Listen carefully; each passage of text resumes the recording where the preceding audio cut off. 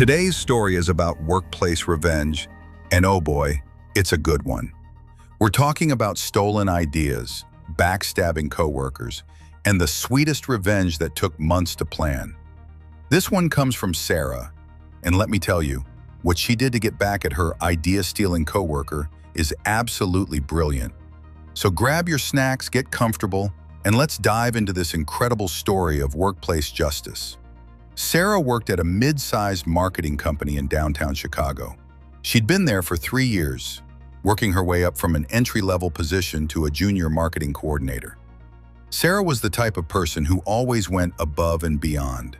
She stayed late, came in early, and genuinely cared about her work. But there was one person who made her work life absolutely miserable. His name was Derek, and he was the kind of guy who looked good on paper, but was rotten underneath. Derek had been hired 6 months after Sarah, but somehow he'd already gotten promoted twice. How? Well, that's where our story really begins. Derek had this habit of listening in on conversations, sitting in on brainstorming sessions, and then presenting other people's ideas as his own.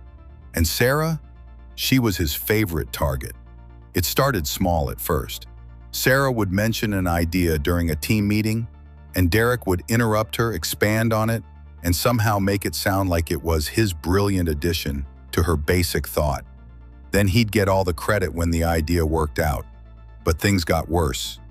Much worse. The breaking point came during the company's biggest campaign of the year.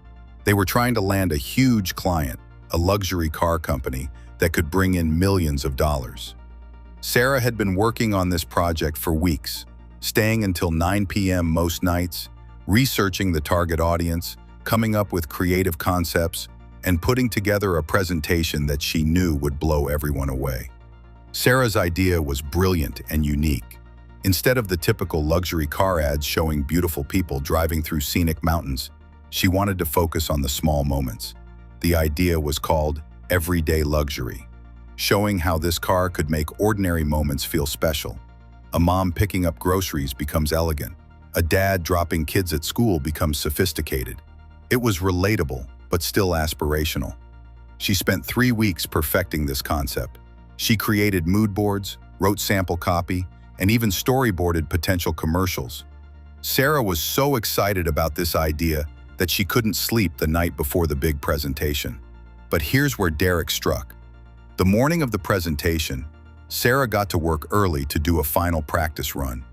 She left her laptop open in the conference room while she went to grab coffee. When she came back, Derek was standing near her laptop, claiming he was just checking if the projector was working. Sarah thought nothing of it at the time. Big mistake. 2 hours later, they're all sitting in the conference room with the client and the senior management team. Sarah is supposed to present first. Then Derek would present his concept after her.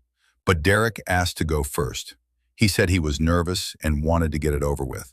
Sarah, being the nice person she was, agreed to let him go first. Then Derek stood up and presented Sarah's entire concept. Word for word, he used her mood boards, her copy, even her storyboard ideas. He called it Everyday Luxury, just like she had named it. The only thing different was his name on the presentation slides. Sarah sat there in complete shock. Her mouth was open, her heart was pounding, and she felt like she was going to throw up. Everyone in the room was nodding, taking notes, and praising Derek for his incredible creativity and fresh perspective. When it was Sarah's turn to present, she had nothing. Derek had literally stolen her entire presentation. She mumbled through some basic ideas she came up with on the spot, but they were nowhere near as good as her original concept that Derek had just presented. The client loved Derek's presentation. They signed the contract that same day. Derek got a promotion, a $10,000 bonus, and became the golden boy of the office. Sarah, she got a pat on the head and was told to keep trying to think outside the box like Derek does. That night, Sarah went home and cried. She felt betrayed, angry, and completely helpless. She thought about quitting, but she loved her job and couldn't afford to leave without having something else lined up. Then she got mad. Really mad. Sarah decided that Derek needed to learn a lesson, but she wasn't going to do anything stupid that could get her fired. No, this revenge was going to be smart, calculated, and absolutely devastating. Sarah spent the next 2 weeks studying Derek's patterns. She noticed that he always arrived at work exactly at 9 a.m., took lunch from 12:30 to 1:30, and left at exactly 5 p.m. He never stayed late, never came in early, and always looked for shortcuts. She also noticed that Derek was incredibly arrogant about his success with the car company campaign. He bragged about it constantly, took credit for the entire account, and even had the nerve to give Sarah advice on how to be more creative, like him. But Sarah discovered Derek's biggest weakness. He was lazy and didn't actually understand the work he was stealing. He could present ideas beautifully, but he couldn't execute them or answer detailed questions about the strategy behind them. That's when Sarah came up with her plan. It was going to take months to execute, but it would be absolutely perfect. Phase 1 of Sarah's revenge plan was simple. She was going to feed Derek false information and see how far he'd run with it. Sarah started having loud phone conversations near Derek's desk about a revolutionary new campaign concept she was working on. She'd talk about targeting Gen Z consumers through underground social media platforms and mention fake statistics about micro-trend marketing. She'd also leave fake research documents on her desk when she went to lunch, knowing Derek would sneak a look. These documents were full of made-up information about consumer behavior and fake case studies from companies that didn't exist. Derek took the bait immediately. Within a week, Derek was in meetings talking about micro-trend marketing and underground social media platforms. He was using Sarah's fake statistics and quoting her made-up case studies.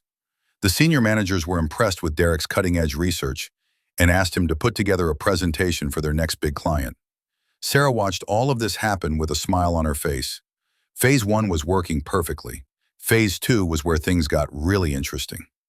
Sarah knew that Derek would eventually need help executing these fake concepts, so she waited for him to ask her for assistance. She didn't wait long. 3 days before Derek's big presentation, he came to Sarah looking stressed. He asked if she could help him flesh out some of the details for his micro-trend marketing concept. He said he was too busy with other projects to focus on the research part. Sarah agreed to help, but this time she was ready. She spent the next 2 days creating the most elaborate fake presentation you could imagine. She made up social media platforms that sounded real, but didn't exist. She created fake influencer profiles with thousands of followers. She even designed mock-up posts and engagement statistics. The presentation looked professional and convincing, but everything in it was completely made up. Sarah handed over the presentation to Derek the night before his meeting with the client. Derek barely looked at it. He just thanked her and said he'd take it from there. The day of Derek's presentation, Sarah made sure to be in the conference room. She told her manager she wanted to learn from Derek's presentation style. Derek started his presentation confidently. He talked about the importance of reaching Gen Z consumers through authentic micro-trend marketing. The client seemed interested at first. Then Derek started getting into the specifics. He began talking about Trend Vault, one of Sarah's fake social media platforms. He explained how it has 50 million active users and was the hottest new platform for underground marketing. One of the clients, a younger woman who clearly knew social media, looked confused. She pulled out her phone and started searching for Trend Vault. "I'm sorry," she interrupted Derek. "I can't find this Trend Vault platform anywhere. Are you sure that's the right name?" Derek stumbled a bit but kept going. He moved on to talk about, quote, micro moments, another fake platform Sarah had created. The client searched for that too. Nothing.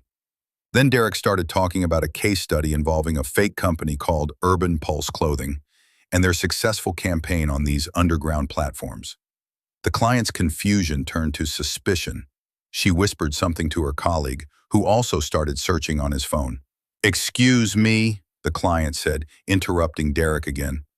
"I can't find any information about Urban Pulse Clothing, Trend Vault, Micro Moments, or any of these platforms you're mentioning. Are these real companies and platforms?" Derek's face went completely red. He started sweating and stuttering. He looked back at Sarah with panic in his eyes, clearly realizing that she had set him up. But here's the beautiful part. Derek couldn't throw Sarah under the bus without admitting that he had asked her to do his work for him. He was trapped. Derek tried to backtrack, saying there might be some confusion with the names, but the damage was done. The client could see right through him. They asked detailed questions about the strategy, the target audience, and the execution plan. Derek couldn't answer any of them because he didn't understand the work he was presenting. He was just reading Sarah's fake slides without any real knowledge behind them. The meeting ended with the client saying they needed to reassess their options and would be in touch. Everyone knew that was code for, "We're not interested anymore." After the client left, Derek's manager called him into her office. Sarah couldn't hear the conversation, but she could see Derek through the glass office walls. He was gesturing frantically, clearly trying to explain what had happened. An hour later, Derek came out of the office looking defeated. Sarah's manager then called her in.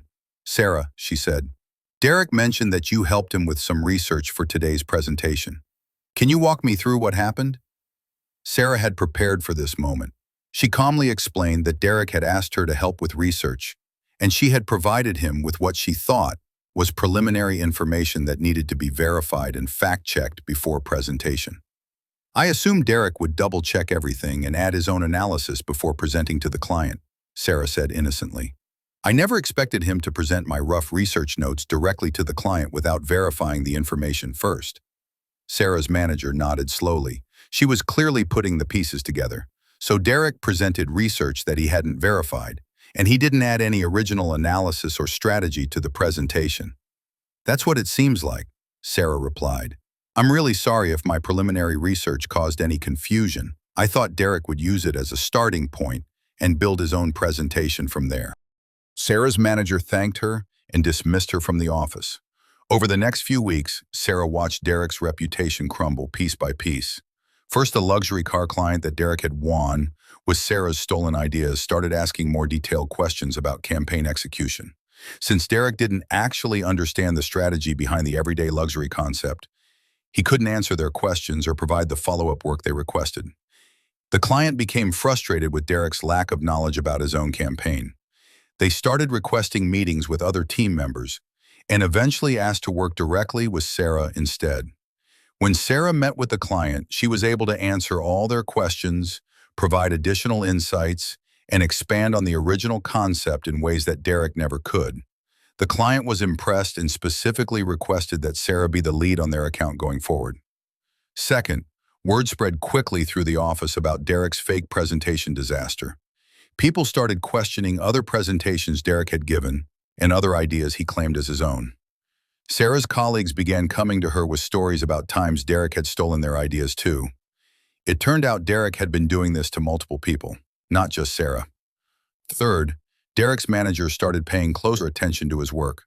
She noticed that Derek's original ideas were mediocre at best, and his best presentations always seemed to happen after he'd been talking to other team members. The final blow came 2 months later during the company's annual review period. Sarah had been documenting everything.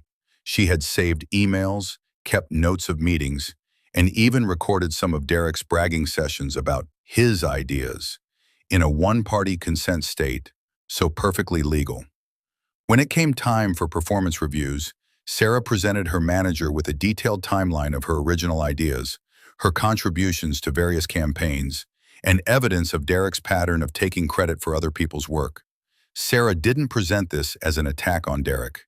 Instead, she positioned it as documentation of her own contributions that she felt weren't being properly recognized. Her manager was shocked by the evidence. She realized that Sarah had been the real creative force behind several successful campaigns that Derek had taken credit for. Meanwhile, Derek's performance review focused on his recent failures, the fake presentation disaster, his inability to execute on the luxury car campaign, and questions about the originality of his previous work. The results were exactly what Sarah had hoped for.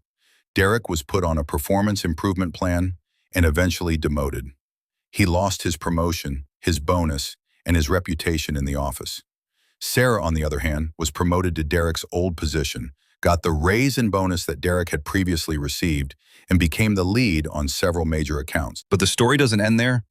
Because the best part of Sarah's revenge wasn't just that Derek got what he deserved, it was how she did it.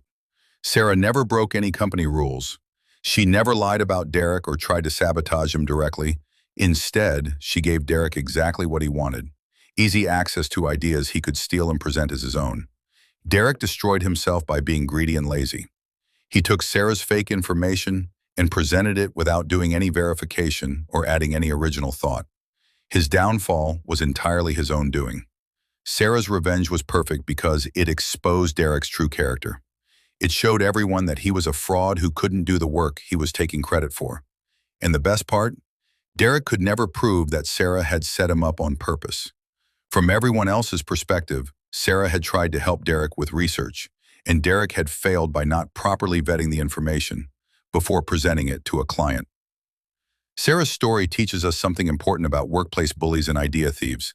Sometimes the best way to deal with people like Derek isn't to confront them directly or report them to HR. Sometimes the best revenge is giving them enough rope to hang themselves. Derek was successful for a while because he was good at taking other people's work and presenting it as his own. But he was never actually good at the work itself. Sarah's revenge exposed that weakness perfectly.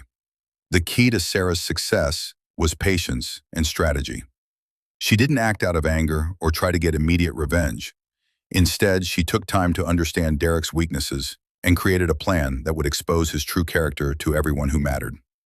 Sarah also protected herself throughout the process. She never did anything that could get her in trouble, and she always had plausible explanations for her actions. When Derek asked for help with research, she provided help. It wasn't her fault that Derek didn't verify the information before presenting it. So where are Sarah and Derek now? I'm happy to report that Sarah is thriving in her new role. She's become one of the top performers at her company and has won several industry awards for her creative campaigns.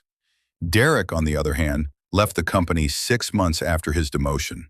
He couldn't handle the fact that everyone knew he was a fraud, and he struggled to do actual work without stealing other people's ideas.